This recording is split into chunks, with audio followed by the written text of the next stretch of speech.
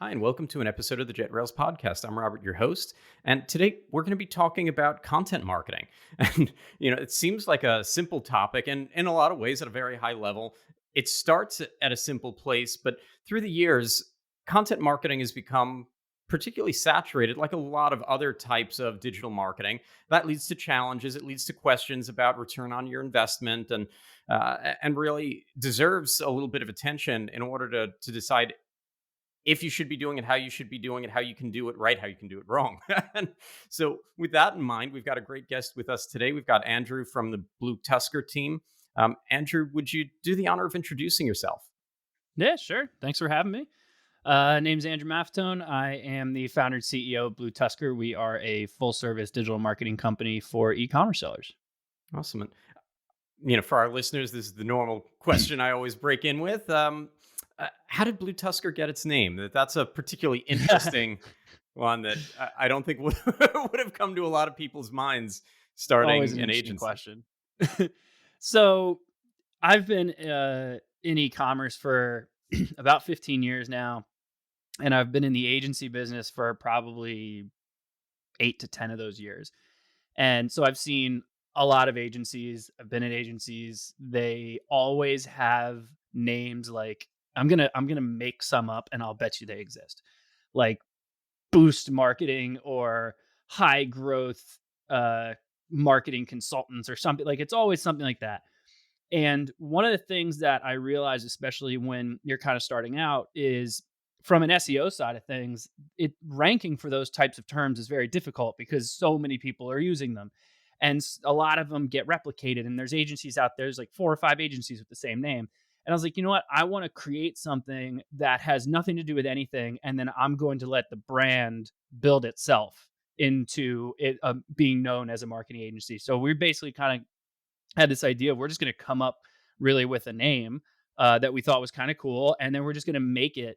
We're going to make it known as an agency as opposed to making it too blunt and straightforward. Um, so there's a bunch of different like kind of ties around it. I've always been a big fan of elephants. Growing up, I was pretty close to my grandmother. She loved elephants, so she had them all over the house. You have a couple behind you right now. And so like just a big fan of them. And so started looking at like, different terms and stuff that they call elephants. And so I, came across like Tusk. I was like, oh, that's kind of cool. I was like, let's make it like Tusker because like just Tusk was kind of short. And then my wife and I actually met in high school. We were high school sweethearts, and our colors were blue and gray. And so I was like, all right, well, Tusk is gray. I go, I need to add a little bit more for this. I'm like, all right, we're going blue Tusker. We're making it one word. And then we just took the E out because I could. So I did. And that's basically how we came up with our name. That's awesome. I'm glad that you added the sweethearts part there. That I get in trouble because I tell people that my wife and I met while I was volunteering with a high school youth group, and the first Mhm. thing that they look at like was she an adult or was she one of the kids? I'm like, no, no, no. Okay, she was volunteering also. Yeah. What could you do? But Yeah, you gotta words clarify matter.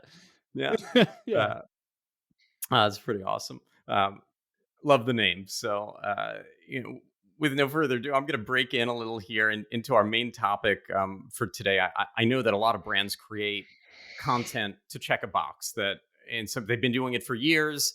They feel Mhm. a need to do it. They feel like they need something popping in their social feeds, for their shoppers and followers. They feel like they need something to fill a newsletter with, et cetera. That some of it becomes process. Uh, you know, so whether they're creating an article a month, or every week, or every day, or other forms of content, or there's a lot flowing out there.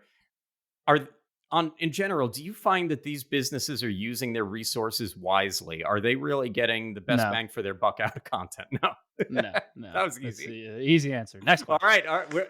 Podcast It's over. We're done now. it's just you know well, first of all, you have to kind of like define content, right? Like it's kind of used as a general term because some people when they say, "Oh, we do a lot of content marketing," what they really mean is we do blog articles Or other people will say we do content marketing, which really includes like everything. That basically is really just a general term for social media and email marketing and SEO, and like really anything that you put out there is considered content. So it's kind of a general term, right? But when you get into like, is anyone doing it? Why? Like, obviously, there's companies out there that are doing it correctly, but I just find that most aren't because, like you said, a lot of them do it just to check a box. Like, we have a Facebook page and we post on there, be like, yeah, but you're just kind of posting because you know you need to, not because you want to, or not really doing it well, right? Because they just are, like you said, checking a box. Same thing with the SEO side. Yeah, there are countless e-commerce sellers I've come across where they're like, yeah, we have a blog, and I look at their blog and it's got like a couple hundred word articles that they posted like once a month kind of thing. Like, okay, well, this is completely pointless. This is a top of funnel strategy. And you're writing these really thinking that people are coming to your homepage and going to your blog. They're coming to you because they want to shop. Blog's meant to bring people in.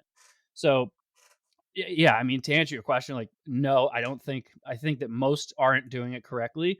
And I also think that most are just checking boxes pretty much like you mentioned. Yeah, it reminds me of a kind of strategy that I've seen where people can't find something else to post in social media, so they post about whatever holiday, just you know, Hmm. holidays none of us even know about sometimes, and not always the interesting ones either, but Yeah. it feels forced. It feels like they didn't have anything to bring value, so they're just trying to stay in the feed. Do you find that sometimes it's more important to have something out there versus nothing, or and to sort of go for that low hanging fruit almost, or is it not? Yeah.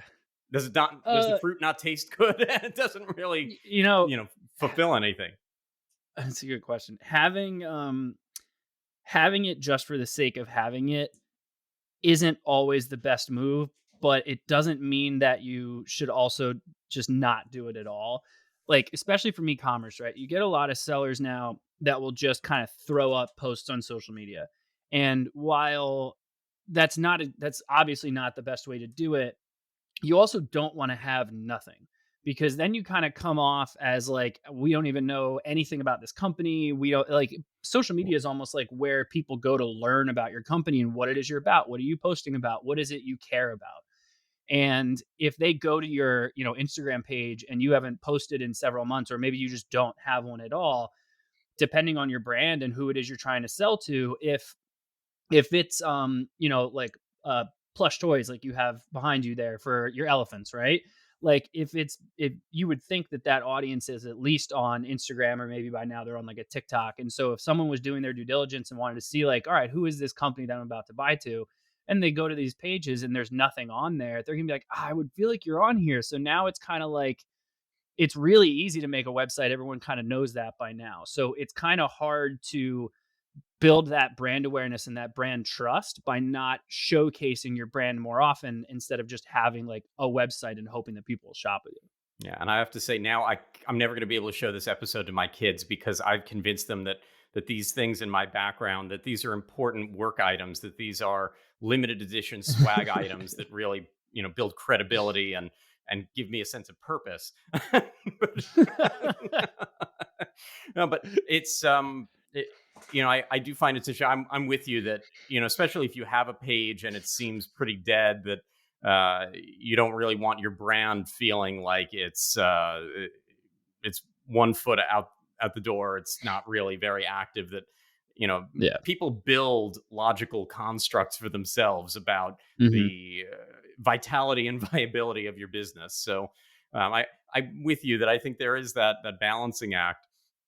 But so almost maybe something in some cases better than nothing. But I think people can judge for themselves when they don't see anything of substance, that it's Yeah. just filler anyway. It could Hmm. have been done by a robot. Uh, Probably in some cases is done by a In some robot. cases, it might be. Yeah. Um, so it's I also think about content mix, because, and you mentioned, some of these platforms that are important to it. So TikTok comes up in conversations a lot now. Obviously, video Hmm. can be more important than ever, but you've got images, which can mean a lot of things. Could be lifestyle photos, could be some kind of infographics or things, depending on how the how educational the sale is, and what they're trying to achieve. Lots of different things that come up aside from, of course, the written word. And um, I mean, I don't know anybody that listens to podcasts, but that's obviously an absolutely terrible medium. But there are these different forms of content.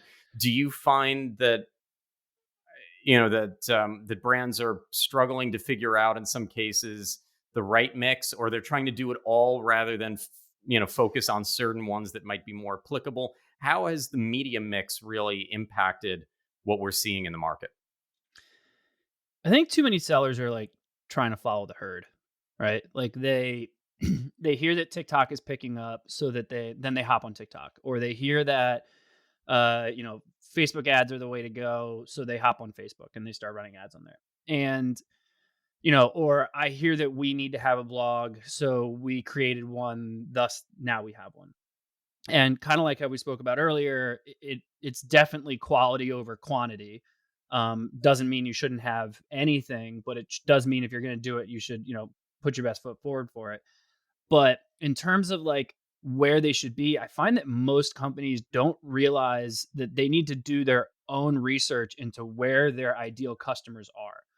There's countless people who, could be doing blog articles. And honestly, like, blog articles are meant very well for like top of funnel stuff when someone is searching for something and you know how to reach that certain person who might be interested in something. You just have to write something that they're interested in so they come to your site. And then you want to have some extra features and stuff on your site to be able to grab their contact information or retarget them with ads or something, right?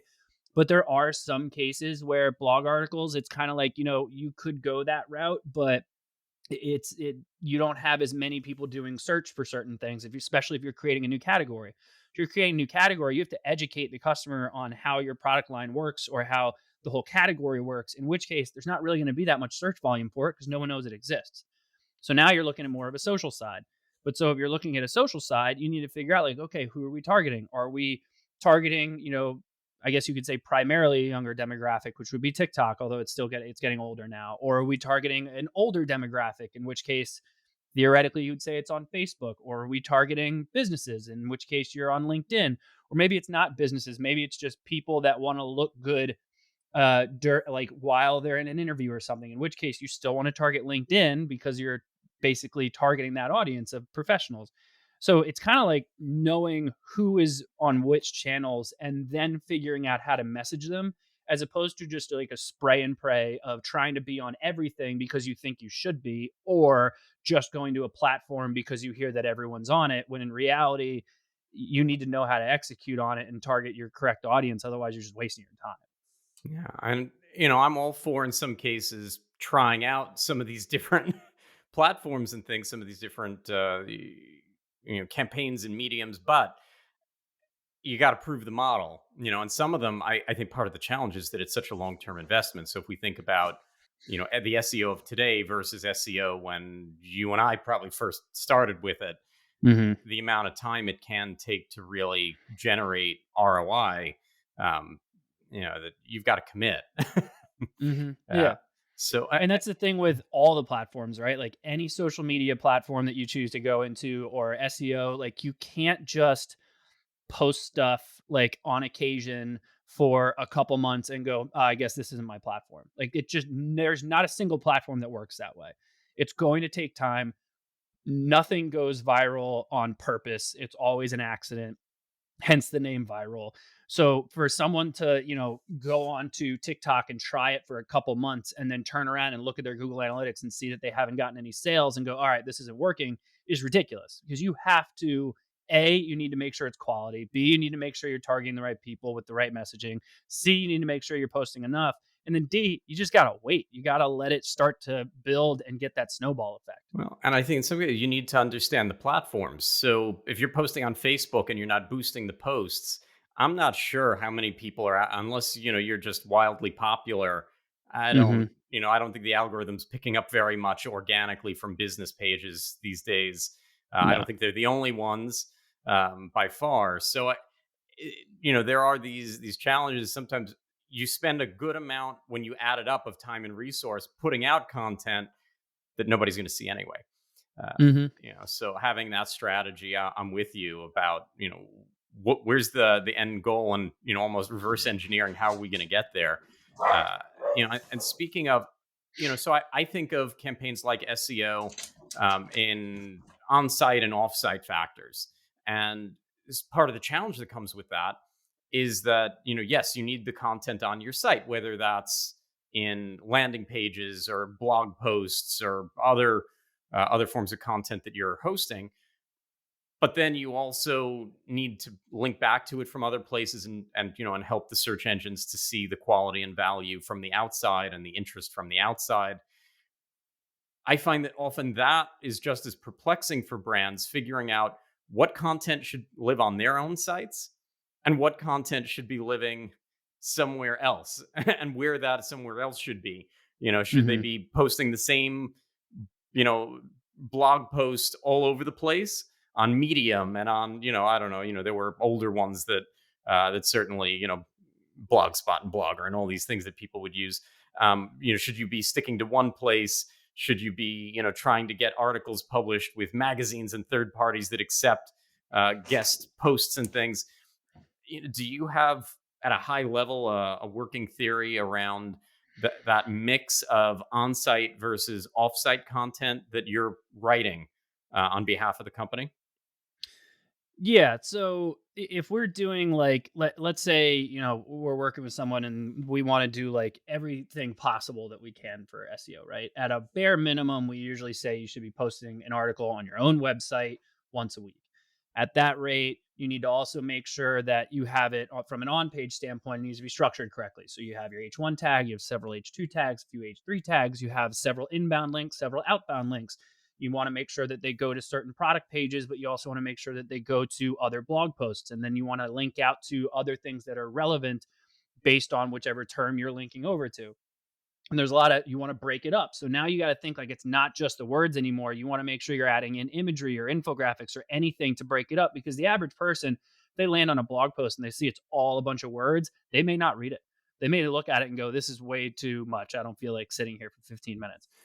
So that's just with creating the content in itself. Then you have the on page stuff, which is looking into the rest of your site, which Google obviously is taking. uh, I mean, it's something that they've always been working towards, but it's definitely something that Amazon does, which is really just catering to making sure that the experience is as good as possible for the user. So they want to know that your site's loading fast, that all of your images have alt tags. So in case someone is blind and has different aspects that they're using on their laptop, to be able to read images, or something along those lines. And then you also have, is everything getting crawled correctly? Is everything loading correctly in a certain order? Are all of your images of a certain size so that it's loading fast enough on all platforms? Are you testing it on each browser? So there's a ton of on-page stuff just to make sure that your site is functional. Then you have the off-page stuff.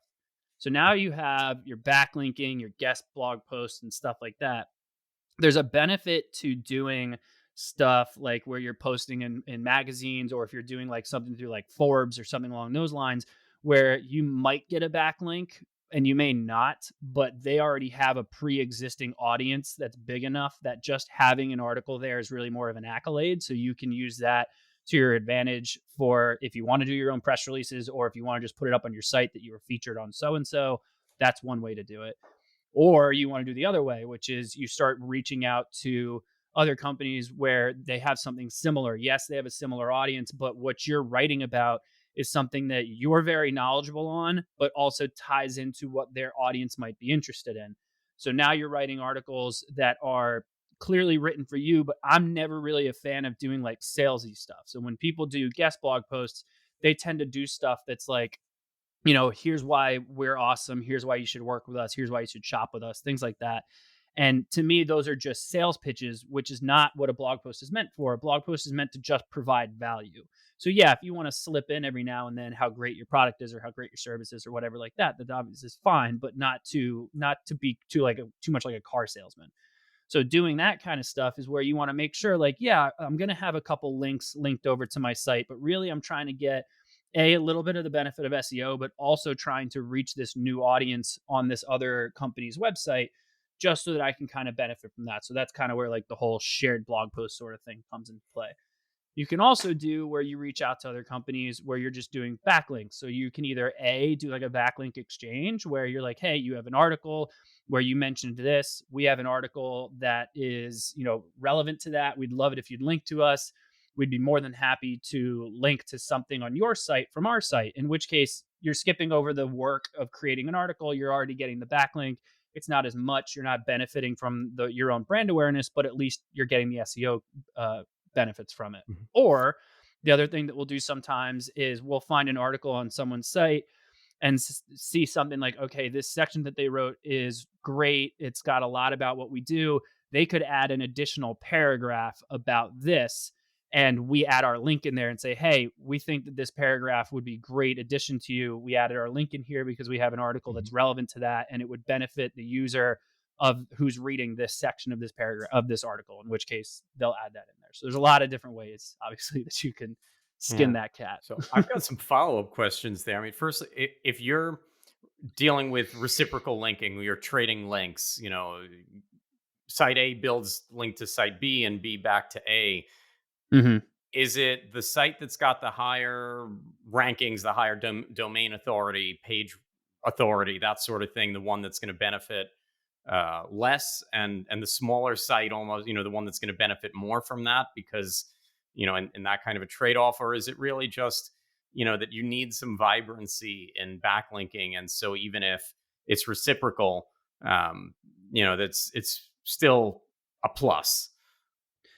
Yeah, so it's always still a plus to a certain extent. Like domain authority is something that's been created by Moz or SEMrush or Ahrefs. Like they all have their own. So depending on which one you're looking at, your domain authority is going to be different. So what I always work with with our team is I kind of tell them like, if let's say their domain authorities of the website you're working with domain authorities of 50, right? Let's try to get some backlinks from websites that are like 30, 35, and up. Because anything lower, yeah, it might not help as much. It'll still help, but I have to think about like, all right, the time it takes them to reach out and then kind of go through the process is like, is it going to help us enough? So usually I go, all right, it's totally fine if they're at a lower, domain authority than us, just not too much lower. And then that way we can still benefit from that. If they do the exchange and your company is higher, then obviously they'll benefit as well.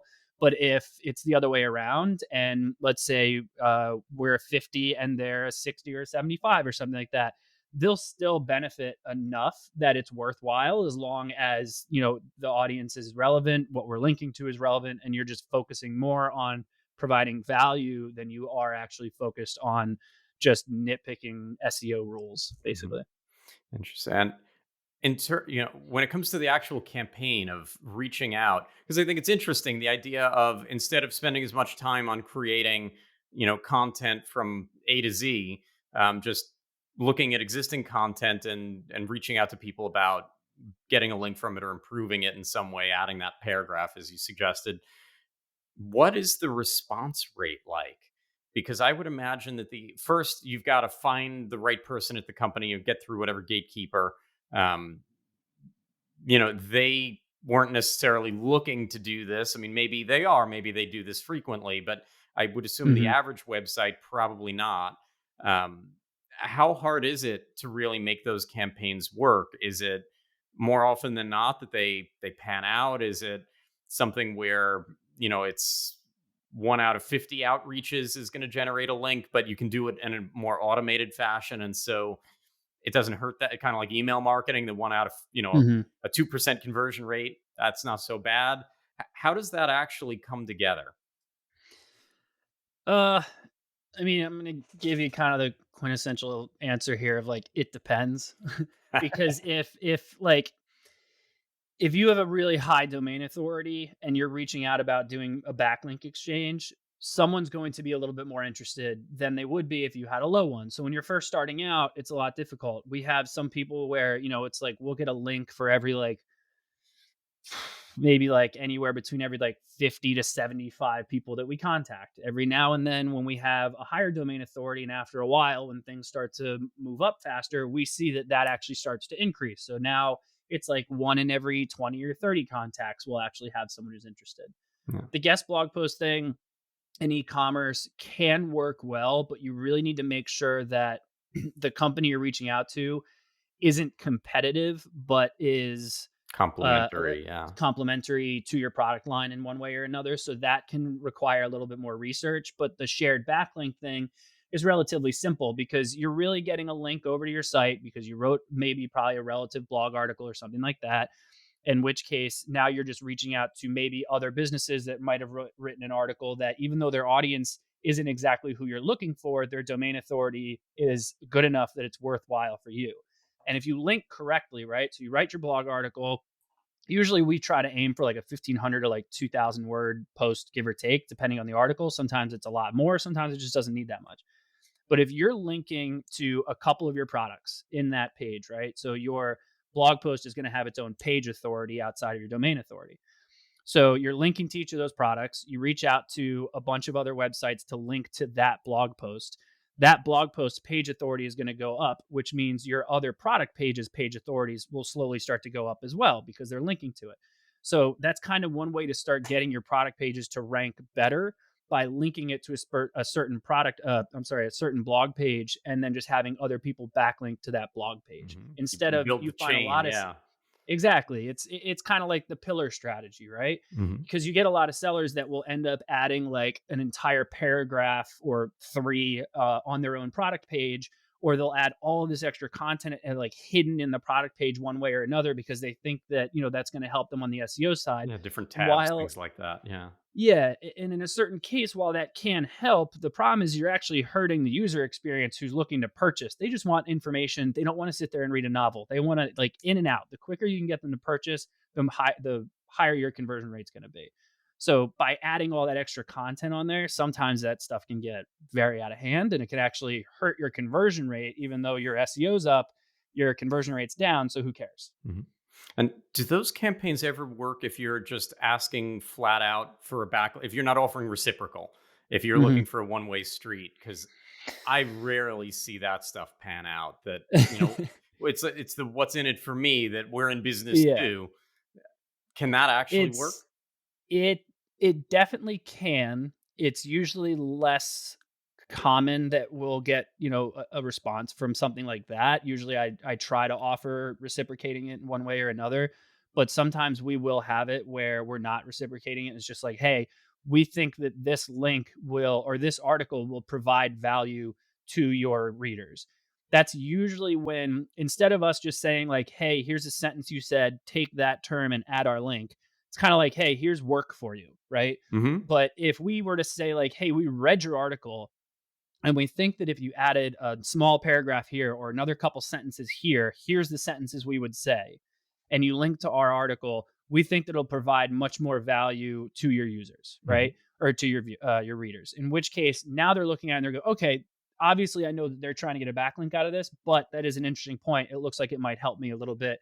Let me just copy and paste and throw this in there. Now, if you're submitting guest blog posts, things like that to these third parties, I've never been a fan of duplicate content, of, trying to seed out the same thing lots of places. But then again, I've put out the occasional press release, and that certainly gets syndicated, and you get the exact same copy all over the place. Do you Mhm. have a thought around um, trying to reuse the same content in these campaigns, submit the same or extremely similar content to lots of places, versus having very unique, very one-off content that you're submitting? Yeah, I mean, at a certain point, you're going to start to struggle to think about, okay, what else can we write about, right? And the other thing that I find a lot of sellers don't realize, especially when you're doing SEO stuff, is you can't just write an article and throw it up and then wait for it to be awesome, right? You still need to promote it. And then what we do is we make sure that, like, usually anywhere between like 60 to 90 days out, we go back and check it and then we adjust it. So we go, okay, based on the article that we wrote, where did it land in the rankings that we were aiming for? Okay, it's on page 2. Not good enough. Let's go make some tweaks. What else can we do to add to this? Okay, now it's at the bottom of page 1. All right, let's give it another month. Now what? All right, let's tweak it and do it again. So you have to keep updating it and changing things. Hmm. But in terms of like replicating existing content, you're going to overlap yourself a little bit. You can't copy and paste stuff and give it to someone else. It's only going to hurt you. Google will flag you for duplicate content, in which case both pages will get hurt. And then you just kind of look like an asshole because you sent them something you already wrote that you've already published. So it's like plagiarizing yourself.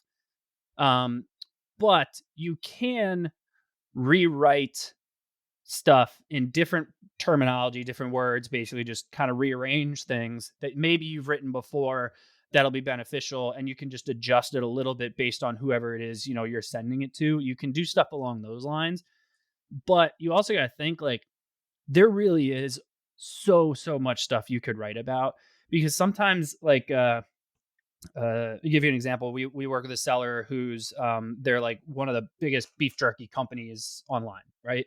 And they were like, "Oh, we did top 10 tailgate snacks for college students." Like, great! Now you got top 10 tailgate snacks for college basketball games, top 10 tailgate snacks for college football games, top 10 tailgate snacks for college baseball games.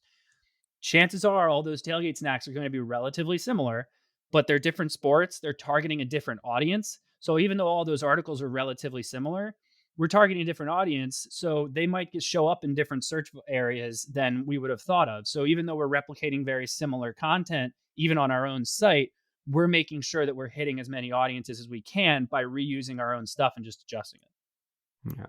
Yeah. It's interesting. A few weeks ago I wrote an article for your team, and that's part of how I know we got connected and all that, Hmm. was about e-commerce loading speed. And it's a topic that I've written about from lots of different angles for lots of years. But, I might offer up, 3, 4 topics in different situations. People always ask for speed because, especially like right now with Core Web Vitals and other things, it's a top of mind topic for e-commerce merchants and especially for their marketers. And so sometimes it becomes important to look at things with, okay, what's the latest data? What do we know now that we didn't know then?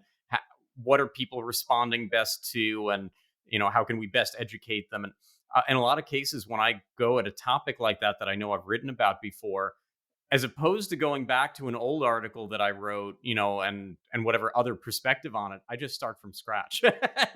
and so you wind up with, with the, I don't know, whatever, now we're now into March 2022. You get the March 2022 version of this from me, as Hmm. opposed to, a rework of some older way of looking at it. But I think that, as writers, as authors, whatever we are, that it becomes important to figure out what is the best modality to that I can usually tell when I'm reading an article that somebody basically picked apart the other 10 top articles in Google and that weren't all that good in the first place. And they spliced it Yeah. together. So we all kind of run into these things in the market that, for better or worse, that my goal is always to put out something there that I'm going to have a smile on my face if I go back and look at it, a few months down the line, that sort of thing. But I, I think that it almost does lead to some of that challenge of, how do you keep it fresh while also tackling topics that there's so much on the internet already that Yeah. whether you've written it or whether, 100 other people have written it, it's probably been tackled in some form before. Hmm. Yeah, it brings up an interesting point. I was actually, I think it was just last week, I was in like this, you get in one of those like threads on LinkedIn where everyone's got an opinion and all of a sudden it's like pages long, and so you're trying to catch up on what's going on. And basically the conversation was about SEO has kind of become it's not entirely about quality as much as it should be. Too many people know how to write an article just to get it to rank than they are to basically focus on the quality of it. Which, if you're giving let's say you're giving your marketing team, they're focused on SEO, their target is organic traffic. Chances are they're going to just do what they can to get traffic. They don't give a shit who comes to the site because that's their target, right? Yeah. That's a vanity metric. It's really got nothing to do with anything. I don't care how many users you have on your website if they're not converting. It's pointless. Or if you don't have a solid way of retargeting them and you can prove that the organic is then turning into, That's right. At took a least little pull bit them deeper longer. down the funnel over time. Yeah. Uh, Exactly. So the conversation was basically around like, does anyone even bother Googling anything anymore? And this was mostly like this wasn't between e-commerce sellers. This was like just some guy. I can't even remember what business he was in, but it was basically like, does anyone even bother Googling anything anymore, or are we all just turning to these groups that we're all in? So you talk about community building, so you have your Facebook groups or your LinkedIn groups and stuff like that. Of like, do you even bother Googling anything, or do you start just reaching out and asking everyone who you've networked with what their opinions are on certain aspects of things? Because when you Google stuff, those top 10 articles sometimes are crap. Sometimes they're just like, we pulled together a bunch of stuff that, is vaguely relevant. And the number one guy really just looked at the number 2 to 10 guy and kind of took the best parts of it and threw it all into one thing. Then what's going to happen is the number 10 guy is going to look at 1 through 9 and he's going to rewrite his stuff and then he'll be at the front. And it's just like, everyone just keeps switching places when in reality those top 10 articles are usually the same thing because they're all just rewriting their own crap. this is why a lot of people don't trust marketers. Yeah, I get it. I've seen data on that. It's rough. Yeah. Mhm. That down there with salespeople, lawyers, whatever, that that marketers, as much as it's thought of Yeah. as I think a more exciting space to be in a lot of ways in Yeah. terms of trust with an audience. Yeah. Well, Little, that's the little, thing, right? Is you get sales guys who everyone's like, "Oh, I hate," like you take your typical car salesman. So you're like, "I hate them because they're so crass, they're so like straightforward, but at least they're just trying to, what they're trying to do, yeah, right?" Whereas marketers, we're secretly manipulating you based on what we know about you. So like we're sitting around psychoanalyzing and basically stereotyping people and then creating content to manipulate them to do what we want them to do. I understand why we would probably be at the bottom of the totem pole of like professions that people don't like. well, I don't know if don't like, but I'll go with just in terms of trust. Yeah, Well, because there's some differences there. They could like well, it's a good point. they could like a Super Bowl commercial, but they don't necessarily trust what our motives are. Exactly. Um, it's and so I'm going to pick one metric apart that you talked about a lot of the on-site things, the H1 tags and alt tags and and so on and so forth. And you talked about going back and adding to articles and things in order to get them to rank. Do you have a professional opinion around the length of an article? Like, I typically, if I'm thinking about it ever ranking, it's very rare that I would write something that I would consider short form. That Mhm. I think of at least a minimum to give the search engine something to chew on. I don't know how right or wrong these days, but do you have in your head any kind of a given that, and depending on what the topic is, maybe it is much much longer and maybe it is shorter, but do you have any kind of average minimums, maximums that you think of that rank better? And and what does that say about how this all Have you, works? isn't there there's like a meme or something out there about like people that are in that do like recipe articles, because it's like, oh, I had to scroll like through 6 pages of their life story just to get to this macaroni and cheese recipe. Like there is Yeah, I don't there's do that. like, yeah, sometimes it's ridiculous because you're looking for a certain answer to something and you got to scroll forever. Now, that's obviously probably why Google put the snippets together, is just to speed up finding an answer to stuff. Um, I don't really have like a set number that I think is like a minimum or a maximum. Like if we're doing, so we usually will do like a pillar piece. So it'll be a lot more of a general type of article, and usually that'll push like 4 or 5,000 words.